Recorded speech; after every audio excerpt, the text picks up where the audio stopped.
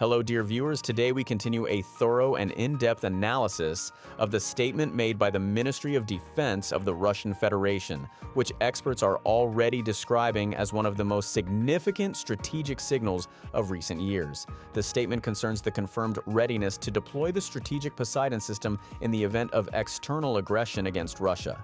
It is important to emphasize that such statements are never made merely for background or for informational purposes alone.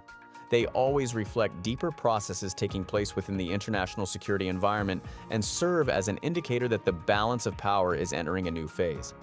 The official wording used by the Ministry of Defense was firm, precise, and carefully calibrated from both a legal and political standpoint. The ministry explicitly stated that Poseidon belongs to the category of strategic deterrent systems and is intended exclusively to protect the state from threats affecting its sovereignty, territorial integrity, and very existence. Particular emphasis was placed on the fact that this does not imply current use or preparations for immediate action. The key concept was readiness, as an integral element of a long-term defense doctrine. Military analysts note that such signals typically emerge during periods when traditional deterrence mechanisms no longer function at full capacity. In recent years, the international security system has undergone profound changes.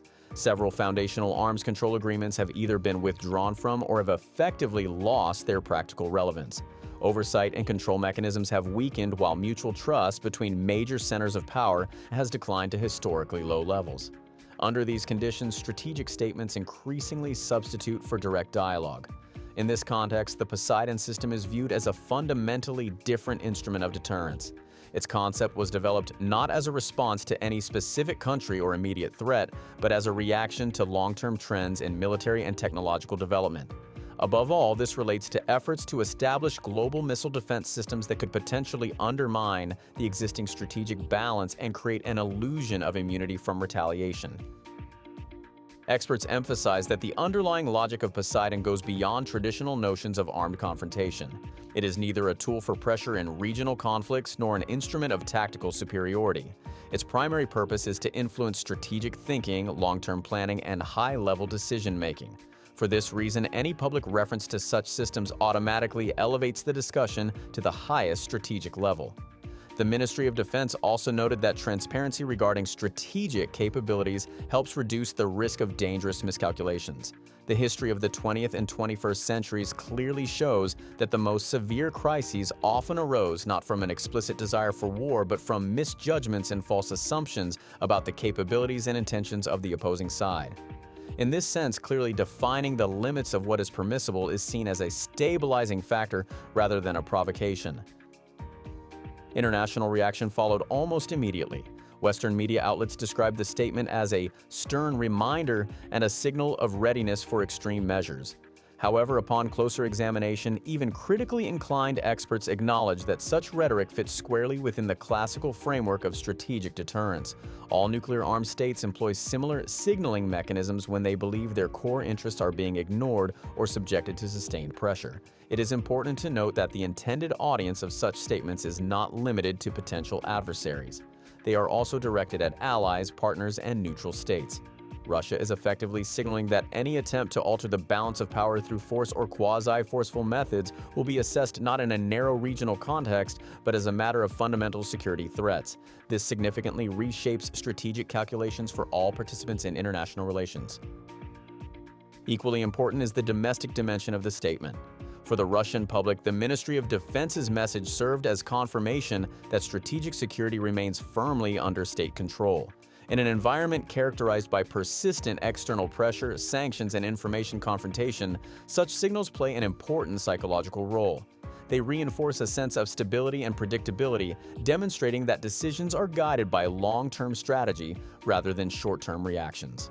Special attention should also be paid to the language used. The statement contains no specific dates, geographic references, named countries, or detailed usage scenarios. This ambiguity is not a weakness. On the contrary, it is a deliberate element of strategic messaging.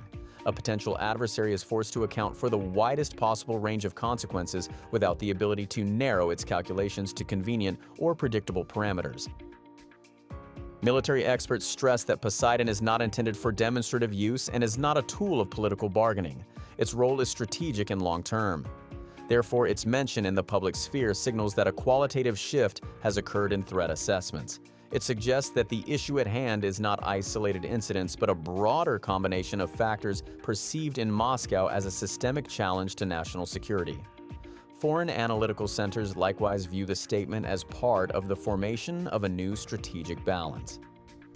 According to several experts, Russia is demonstrating that any attempt to achieve unilateral advantage, whether through technological superiority, military infrastructure, or political pressure, will be countered by asymmetric measures. The underlying logic remains unchanged. If the balance is disrupted in one domain, it will be restored in another, even if that requires moving beyond familiar strategic concepts.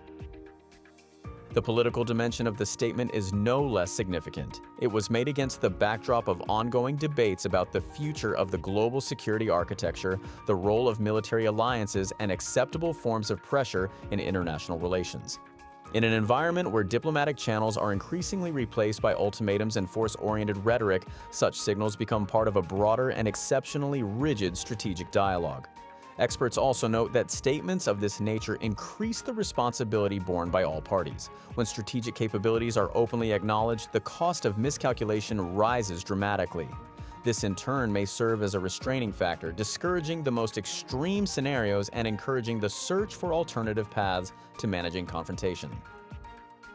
Viewed over a longer time horizon, the situation suggests a transition into a new phase of strategic interaction. In this phase, signals, intentions, and interpretations often carry more weight than immediate actions.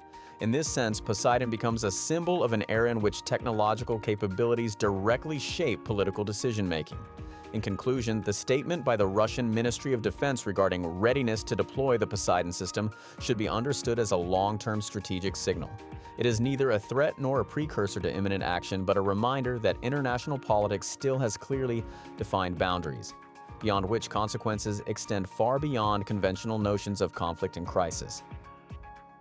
Amid rising global tensions, such statements form part of a complex, multi-layered deterrence framework in which every word matters. Russia has made it clear that its strategic potential remains a factor that cannot be ignored or bypassed through unilateral decisions. Consequently, the future trajectory of the international situation will depend not only on developments in specific regions, but also on the ability of key actors to recognize and correctly interpret strategic-level signals. We will continue to closely monitor developments, analyze new statements, and compare them with real changes in the international security landscape. Thank you for your attention.